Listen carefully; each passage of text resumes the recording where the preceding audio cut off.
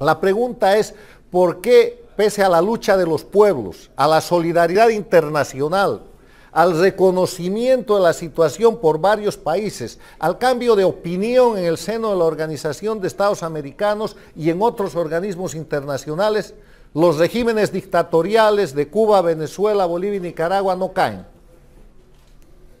Y para explicar eso, yo he desarrollado lo que llamo la estrategia dictatorial del castrochavismo para mantenerse en el poder. Y analíticamente, desde el punto de vista del análisis de la realidad objetiva y de la ciencia política, la estrategia del castrochavismo para mantenerse en el poder tiene 4 elementos. El primer elemento es resistir en el poder a como dé lugar. El segundo elemento es desestabilizar a las democracias que representan para ellos una amenaza. El tercer elemento es politizar su situación para disimular de esa manera la condición de actores del crimen organizado que ellos tienen. Y el cuarto elemento es negociar permanentemente para mantener esa situación en el poder. Voy a desarrollar cada uno de estos elementos. Resistir en el poder, desestabilizar las democracias, politizar su situación y negociar. Cuando hablamos de resistir en el poder, estamos viendo cómo la dictadura cubana, la dictadura venezolana, la dictadura nicaragüense, la dictadura boliviana, tienen cantidad de masacres en su haber. La violación de los derechos humanos no es un problema. El adversario político es un enemigo. Y al enemigo lo eliminan, lo encarcelan, le asesinan la reputación o lo fuerzan al exilio. Y forman dentro de su país, dentro del país que controlan, forman simplemente un escenario en el cual construyen una oposición funcional. ¿Qué es una oposición funcional? Es como una jaula. La jaula puede ser muy grande o puede ser muy pequeña, pero quienes están en la jaula no pueden salir de ahí. Y en ocasiones el límite es no hablar mal del dictador, en otras ocasiones puedes tener más acceso al poder, puedes ser alcalde, diputado, pero tienes que simular que eso funciona como una democracia, estando limitado fundamentalmente en la imposibilidad de acceder al poder. Y la esencia de lo que es una oposición en democracia es que es opositor a aquel grupo o actor político que por la vía de las elecciones y el Estado de Derecho tiene posibilidad de acceder al poder. Ninguna de las que se llaman oposiciones en las dictaduras de delincuencia organizada de Cuba, Venezuela, Bolivia y Nicaragua tienen la posibilidad de acceder al poder. Hacen el juego de legitimación que es para lo que están construidas. Los verdaderos opositores, lo he dicho y lo reitero, están muertos, están presos o están en el exilio. Hay excepciones que pueden confirmar la regla, pero esa es la regla. Entonces, ese es el primer elemento. Las dictaduras resisten a como dé lugar. No les importa matar a nadie o matar a cuantos. Miren Venezuela, miren Nicaragua, miren la propia Cuba, miren Bolivia, donde hay más de 20 masacres pequeñas, pero que sumadas dan decenas de muertos cometidos en los últimos casi 14 años por el dictador Morales y su régimen, aplicando la metodología castrista. El segundo elemento de esa estrategia es desestabilizar a las democracias que son una amenaza para ellos, y además lo hacen públicamente. Uno de los instrumentos más importantes de operación política, entre comillas, del castrochavismo es el Foro de Sao Paulo. El Foro de Sao Paulo se reunió en La Habana hace un año y sacó como conclusión que para defender los regímenes de Cuba, Venezuela, Bolivia y Nicaragua había que empezar a desestabilizar a los aliados del sistema del imperialismo que los atacaban. Y empezó la desestabilización en Chile, en la Argentina, en el Brasil, en el Perú, en Colombia, se puede ver objetivamente, en el Ecuador contra el presidente Lenín Moreno, y contra los propios Estados Unidos de América. ¿Ustedes creen por ventura que este sistema de presión migratoria que se presentó de pronto es una creación del proceso social?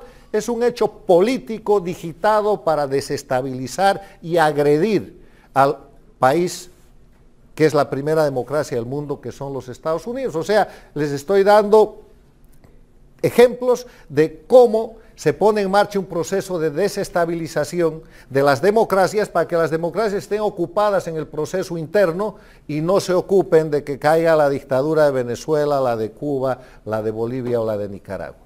lo hacen bien. El tercer elemento es politizar su situación. Una de las características que el mundo puede comprobar por la revolución comunicacional, por la tecnología que ahora permite que en tiempo real todos sepamos las noticias y más, es que las dictaduras, el castrismo en Cuba, el castrochavismo en Venezuela, en Bolivia y en Nicaragua, no son actividades políticas. Eso no es política. La política es una actividad que tiene como características, entre otras, el servicio al pueblo, la elección por el pueblo, la rendición de cuentas, el carácter temporal de la función pública. Esto no es política. Estos señores toman el poder y se quedan para siempre y matan, asesinan, roban, hacen lo que quieren y para mantener su impunidad siguen en el poder.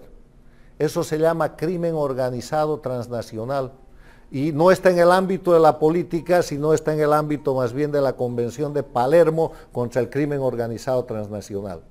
Pero ellos, para no ser presentados como criminales, para que no se termine de caer la careta de la simulación política, lo que hacen como tercer elemento de su estrategia para mantenerse en el poder es politizar. Se presentan como revoluciones, se presentan como defensores de los pueblos, se presentan como progresistas, se presentan como populistas, se atribuyen ideologías que ya están superadas por la historia, son izquierdistas, son socialistas, son inclusive comunistas, cualquier cosa que les sirva para no caer en el verdadero ámbito donde están, que es el crimen organizado transnacional. Y en eso consiste la politización.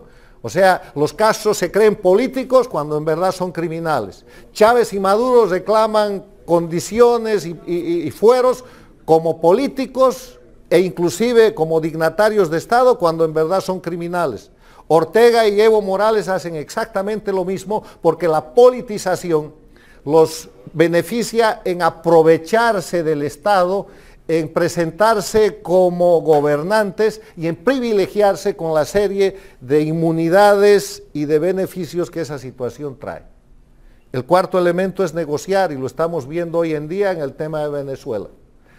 ¿Qué número de negociación es esta entre la dictadura venezolana y la oposición venezolana? Yo ya he perdido la cuenta. Han negociado siempre. Esta es la enésima negociación en la que esta vez el presidente Guaidó, sin ser reconocido como presidente, ha aceptado una negociación en Barbados, que es la continuación de la negociación de Noruega.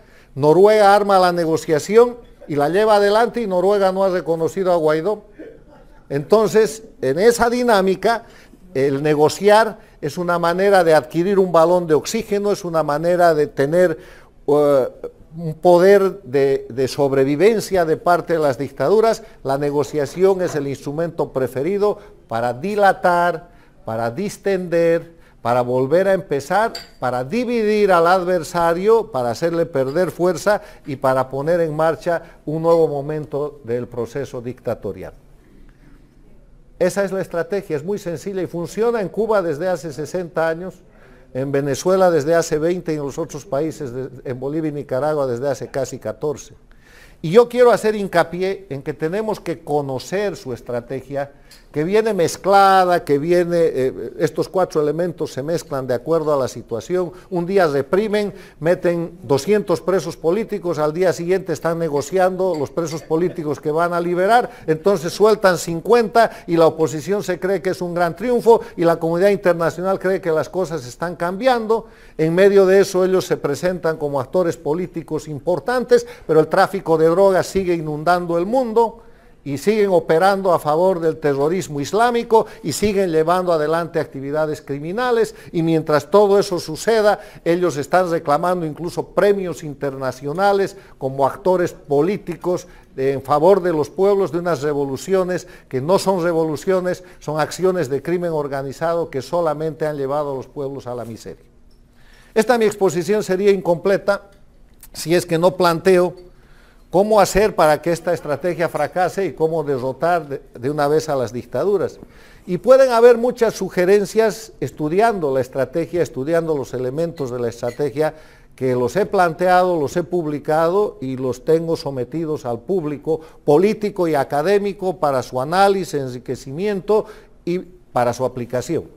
Yo creo que si reconocemos que resistir en el poder, desestabilizar las democracias, politizar su situación criminal y negociar, son los 4 elementos fundamentales de la estrategia de resistencia de las dictaduras castrochavistas en las Américas, lo primero que hay que hacer es conocer y denunciar esta estrategia, para que la gente no caiga de nuevo en la trampa de la negociación, para que la gente deje de reconocer como políticos a los criminales, para que la comunidad internacional y la prensa libre internacional, en esa libertad de prensa que no hay en estos países dictatoriales, muestre los crímenes de estos grupos que detentan el poder en Cuba, Venezuela, Bolivia y Nicaragua, y avancen en mecanismos de presión que los obliguen a dejar el poder.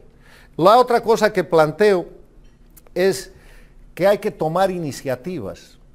Esta estrategia del castrochavismo está limitando a los defensores de la libertad y la democracia en los países comprometidos, en Cuba, Venezuela, Nicaragua y Bolivia, pero también en las Américas y en el resto del mundo, a ser reactivos.